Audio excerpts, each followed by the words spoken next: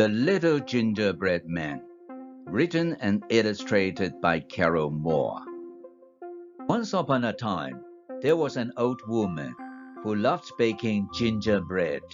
She would bake gingerbread cookies, cakes, houses, and gingerbread people, all decorated with chocolate and peppermint, caramel candies, and colored frosting.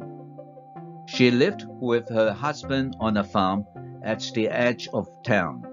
The sweet, spicy smell of gingerbread brought children skipping and running to see what would be offered that day. Unfortunately, the children gobbled up the treats so fast that the old woman had a hard time keeping her supply of flour and spices to continue making the batches of gingerbread. Sometimes she suspected little hands of having reached it through her kitchen window, because gingerbread pieces and cookies would disappear. One time, a whole gingerbread house vanished mysteriously. She told her husband, "Those little children are at it again. They don't understand. All they have to do is knock on the door, and I will give them my gingerbread treats." One day, she made a special batch of gingerbread men, because they were extra big. Unfortunately, for the last gingerbread man, she ran out of batter, and he was half the size of the others. She decorated the gingerbread man with care, each having socks, shirt, and pants of different colors.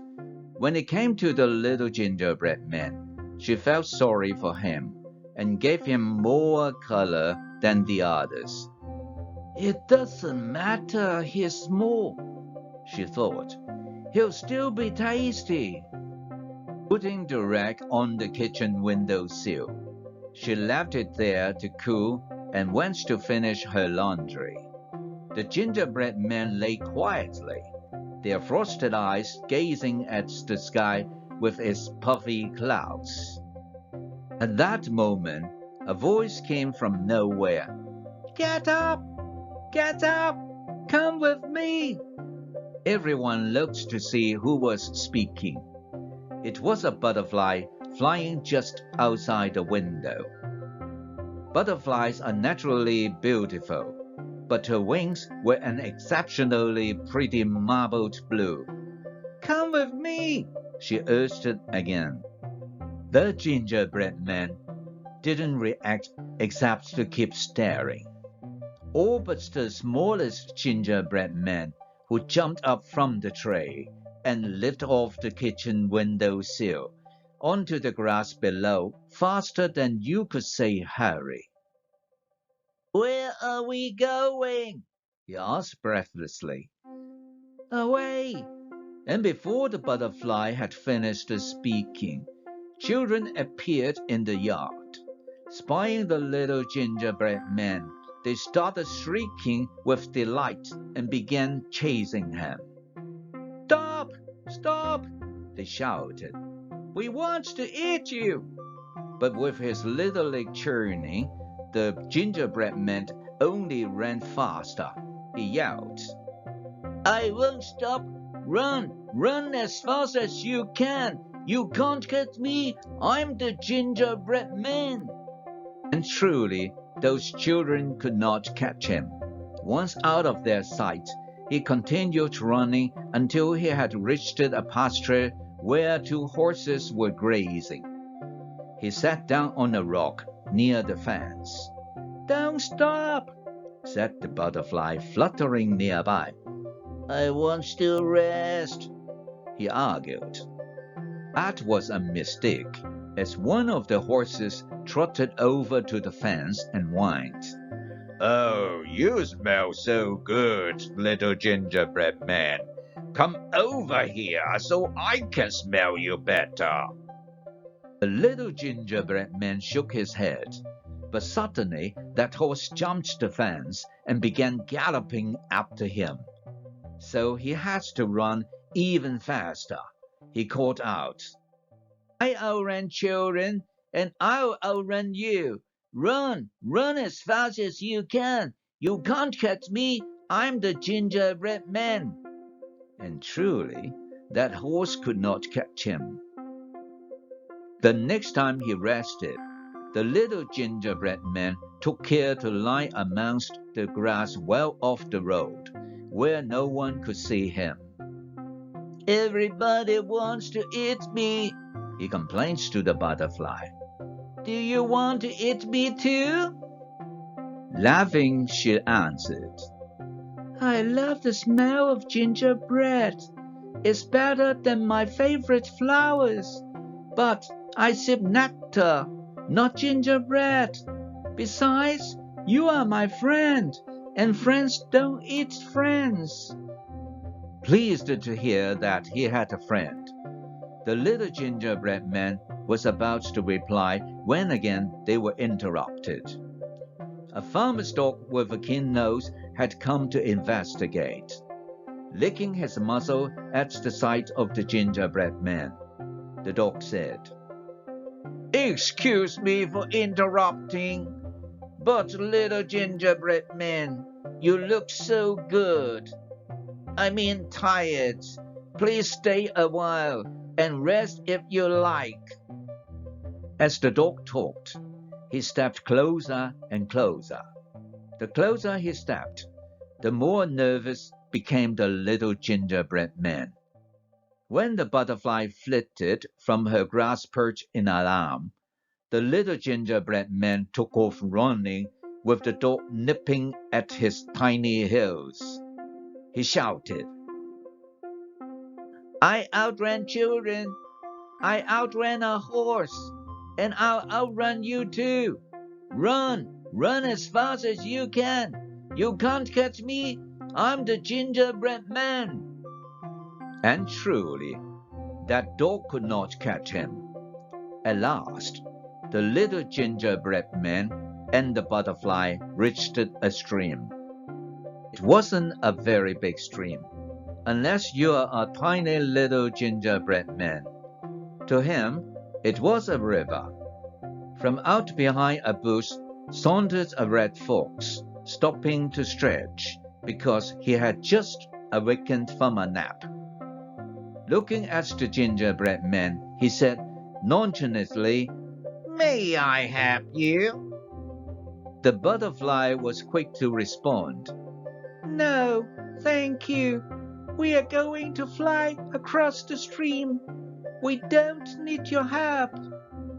Smiling, the wily fox glanced at the butterfly before turning to the little gingerbread man. You are going to carry him? I have no doubt, Miss Butterfly, that you have good intentions. But you are only a bug.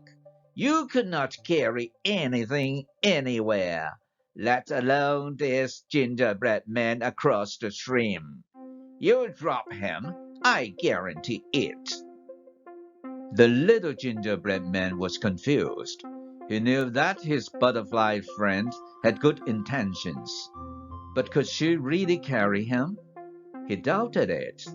Her wings were so thin and delicate. The thought of him falling into the cold water and crumbling to damp bit was frightening.